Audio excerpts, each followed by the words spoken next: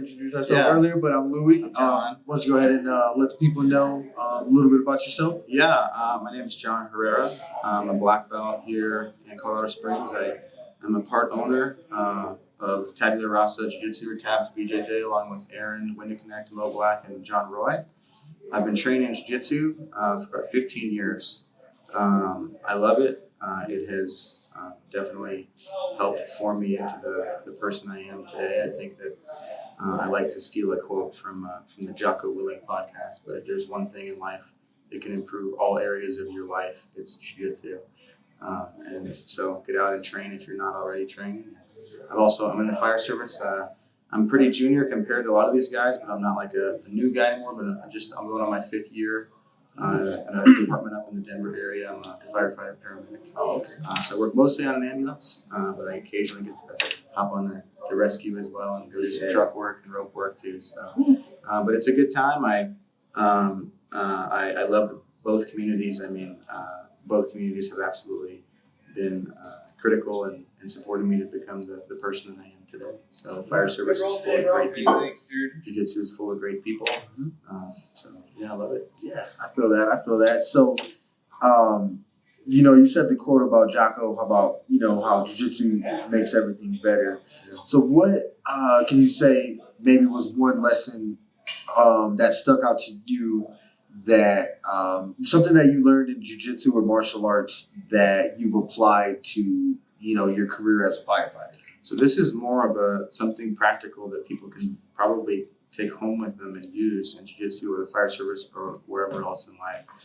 And I don't know where this is from. I got it off of the Tim Ferriss podcast, but the concept of micro masteries and taking one area and really honing in on it and trying to get as good as you possibly can on it. And that will make you more confident when it comes to learning in other areas. For myself, in the Jiu-Jitsu world, that's the back. That's the more modern than anything of the Danaher back system.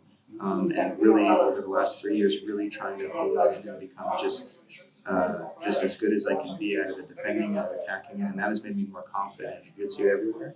And in the fire service, I would say that I've had the opportunity to do that with medicine as a paramedic and getting better at my skills medically on the ambulance and with my patients.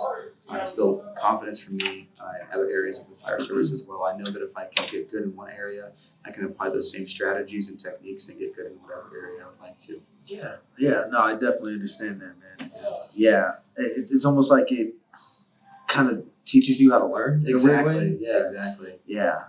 I definitely understand that. But with Jiu-Jitsu also, confidence and community, like we all do. We all have problems in our childhood, right? But I had a troublesome childhood, and that came to Jiu-Jitsu when I was a teenager, and I had the community around me show me how to be a good person and show me how to learn and become good at something that's difficult, and it's been huge. So. Right. So you would say, kind of maybe that, things in your childhood were the inspiration for you even to get on the mats in the first place? I think it just happened naturally. Like, honestly, I was a band geek. I was in marching band.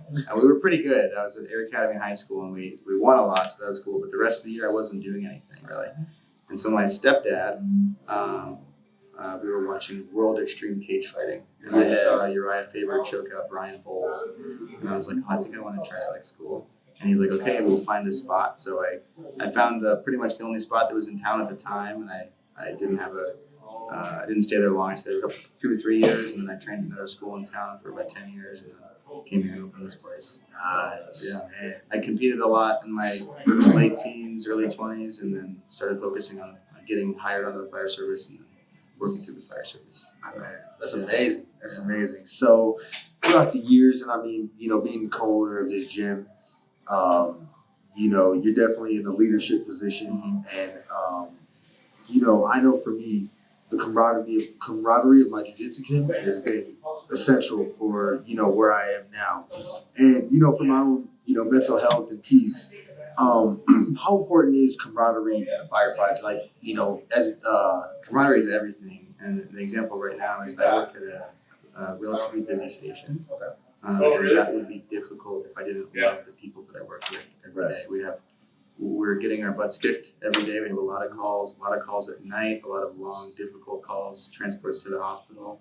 But we just have so much fun because we love each other. We love being around each other. We love joking around all day. But then when it's time to take the job seriously, we're capable of doing that as well. Right. So, it's very similar to the Jiu-Jitsu community. You're coming in and you're doing something difficult together, which brings people together. Awesome. Yeah, I definitely get that. So there's definitely some firefighters who are curious about, jiu-jitsu, or maybe some of them don't even know about it, Yeah. What would you kind of say to somebody, to kind of help get them involved in what you guys are doing here?